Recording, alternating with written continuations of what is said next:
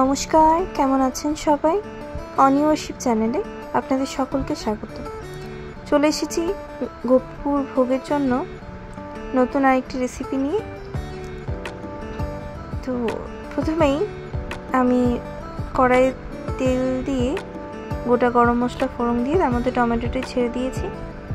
এর একটুক্ষণ নাড়াচাড়া করার পর এর মধ্যে আদা লঙ্কা কুচি দিয়ে একটু কষিয়ে নেব। তো অ্যাকচুয়ালি এটা ছিল একটা বোনের বাড়ি, তো ওই বাড়িতে নারায়ণ পুজো ছিল, সেজন্য গোপুকে ভোগ দেবে বলে কাকিমণি আমাদের যেতে বলেছিল। তো সেখানে গিয়ে কাকিমণি বলল যে পূজার পনিরটা তুমি ভালো বানাও, তাহলে তুমিই বানাও। তো সেই হিসেবেই রান্নাটি আমার করতে লাগা। সেখানে কথা বলতে বলতে রান্নাও এগিয়ে গেছে।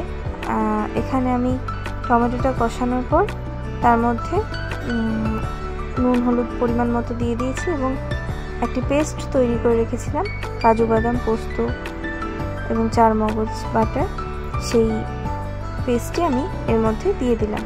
এবার এটাকে একটু তেল ছাড়া পর্যন্ত এটাকে একটু নাড়াচাড়া করে কষিয়ে নেব। তারপর এটা থেকে তেল ছেড়ে এলে তার মধ্যে গরম জল অ্যাড করে নিয়েছি। এরপর এটা ফুটে এলে তার মধ্যে ভেজে রাখা পনিরগুলো দিয়ে দেব।